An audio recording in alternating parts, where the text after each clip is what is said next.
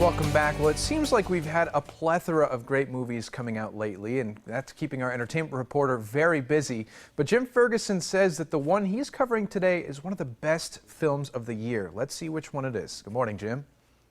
Good morning. One of my favorite films this year, Jackie, opened last week when we featured my interview with Natalie Portman, who may win the Oscar for Best Actress. Well, on today's Hollywood, I interview Peter Sarsgaard, who portrays Robert Kennedy and who helps guide Jackie through her grief.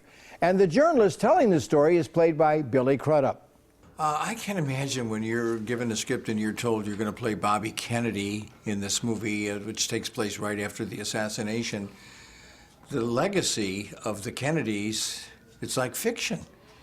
It's also the burden of doing something like that. It's enormous. Oh, you know, I like to say I did this movie in spite of the fact that I was playing Bobby Kennedy. I mean, I'm a huge Bobby Kennedy fan. Almost too much so to play him.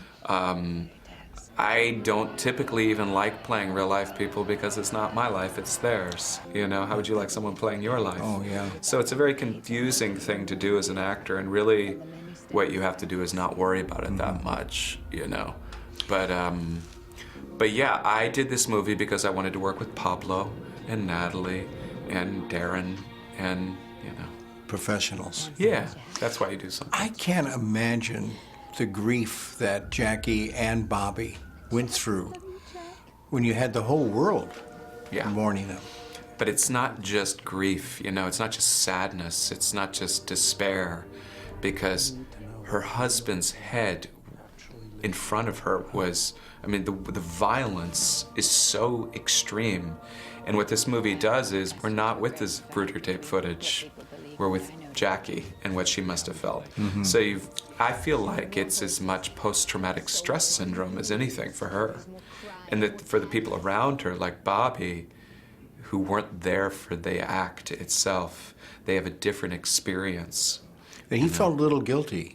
Yeah. That it was kind of his decision of that he went to Dallas in the first place. But yeah, I know. Did he work or help I Jackie? think a little guilty is an understatement. I don't think that's an understatement. He didn't right. speak about it for a long time. Did he help Jackie, like the movie portrays, to set up the funeral and the arrangements? I think most of his time was spent cleaning out the Oval Office. Yeah, I would agree. I would agree, yeah. After I talked to Natalie today, I said, you know, I can't help but thinking you became Jacqueline Kennedy, and I'm going to vote for you for Best Actress of the Year. You helped her get that. I'm sure she's going to win. I feel that. I think so, too. Yeah, do you agree? Yeah, but I feel like I have had that opportunity a number of times in my career. You know, with working with Hilary Swank in Boys Don't Cry, or Cate Blanchett in Blue Jasmine, or I feel like this is something that I take great pride in doing, is to hit the ball hard to them so they can hit the ball hard back. Right, you know? right. Well, here's Billy Crudup as the journalist.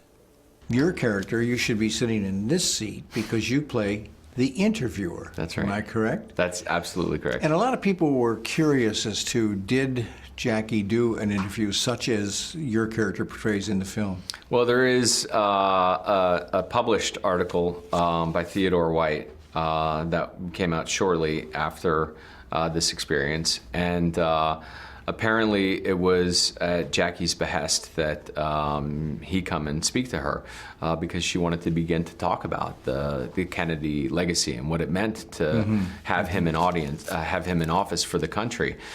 This, however, is a slightly different take, so that's why we didn't use his name. And there's some evidence to suggest that he was friendly with the Kennedys, and that Jackie and he were sort of collaborating on it. And I think what Pablo was interested in was a journalist who came to her with a level of suspicion, who didn't want to be a pawn, who was empathetic to what must have been an unthinkable tragedy, but didn't want to contribute to somebody who he really didn't have any faith in that kind of power. No, he did show, I thought, respect for her dignity, because he several times asked, said, "I won't put that in the." That's right. In the interview. Well, I think very clearly on, when he arrives at the door, sort of with the burning question, what am I doing here? She says, I'm going to be in charge of this interview and I'm going to edit it. And he says, I don't think so. And she stares at him, at which point he knows the game it's her rules. The game rules. So he's going to try to find his most